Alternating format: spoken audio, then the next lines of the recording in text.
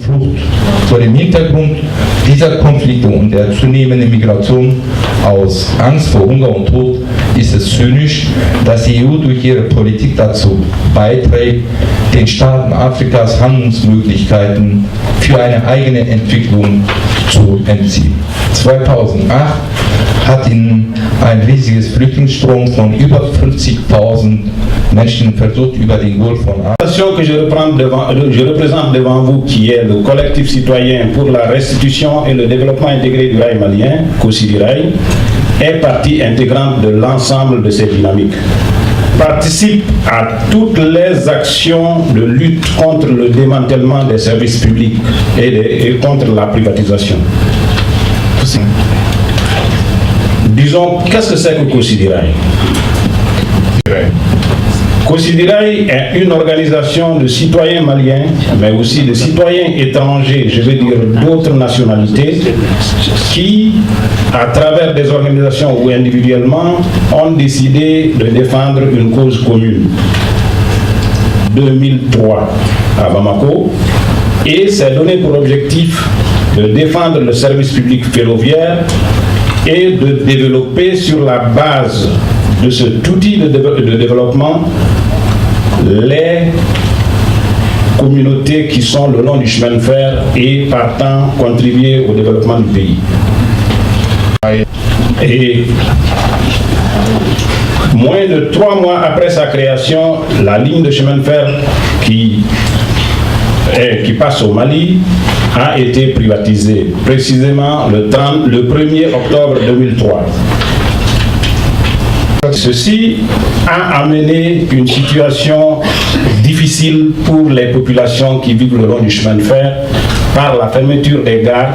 Considérez que sur 36 gares, il y en a eu 24 qui ont été fermées, et ainsi les trains qui desservaient les populations, je veux dire les villages et les villes, ont pratiquement été supprimés. Donc ces populations qui ont vécu, je vais préciser, plus de 100 ans à cause du chemin de fer et sur le chemin de fer, se sont vues tout de suite coupées de la possibilité de se déplacer, de vendre leurs produits, d'aller se soigner. Et vous pouvez vous imaginer quel drame ça fait quand il n'y a que le chemin de fer dans cette zone. Toute petite image pour vous permettre de comprendre. Très tôt, les populations sont tombées dans une situation telle que certains enfants ne pouvaient plus être scolarisés parce que leurs parents ne pouvaient plus supporter leur scolarisation. Certaines femmes en difficulté d'accouchement ont péri avec leurs enfants parce qu'il n'y avait pas de train pour les amener dans les centres de santé plus performants qui sont les centres de Kati et de Bamako ou de Kaye. Heureusement, nous avons vu la chose venir avant qu'elle s'installe. Et nous avons pris le soin d'engager une campagne d'information large auprès des populations qui sont dans cette zone. Et malheureusement, dans le premier temps, la désinformation était plus forte que ce que nous portions comme information. Et ainsi, cette exploitation par le privé d'origine étrangère s'est installée et a commencé à laminer, à détruire les fondements sociaux, économiques de notre pays. Et il faut dire que nous nous sommes étonnés de cet engagement de la part de l'autorité publique, je veux dire le gouvernement, à imposer une telle mesure tout en violant la Constitution de la République. Ça, on a essayé de comprendre, mais on n'a pas compris comment un État qui a cette façon d'être vu à l'étranger, parce que quand vous parlez du Mali à l'étranger, on vous dit c'est un pays qui est l'un des meilleurs, en tout cas qui pratique la démocratie. Et voir que l'attitude et les décisions prises ont conduit à une telle misère nous a surpris. Et toutes les démarches que nous avons eues par rapport à la classe politique ou par rapport aux gouvernants du pays se sont avérées être justes un coup sur un mur qui n'entend rien. Nous avons évidemment changé notre méthode de communication, nous avons changé notre façon d'aller vers les gens et au fur et à mesure, on a vu qu'on gagnait du terrain. Et la connexion de Kossi-Birai avec le reste du mouvement social, du corps social malien, nous a permis, par exemple, à travers le Forum des peuples, de porter notre message au Mali non seulement, mais aussi en dehors du Mali.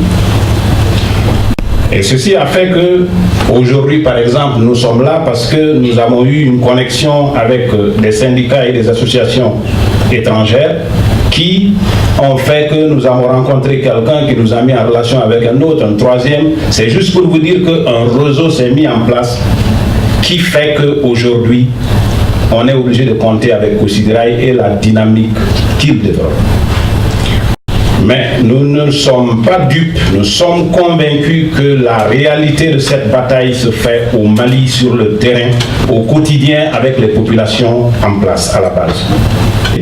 En faisant de manière que, par exemple, entre autres, nous avons organisé ce que nous avons appelé la caravane citoyenne solidaire, qui, pendant 23 jours, s'est déplacée sur 11 localités le long du chemin de fer où on a fait soit 2 jours ou 3 jours pour donner la parole aux populations, pour leur montrer des choses, pour les écouter et leur apporter notre vision de la question de la privatisation du chemin de fer, mais aussi de la République dans laquelle nous nous trouvons. À travers les activités que nous avons menées qui étaient l'utilisation du théâtre, du cinéma, et des échanges les plus libres ont permis d'avoir un contact assez proche avec les populations.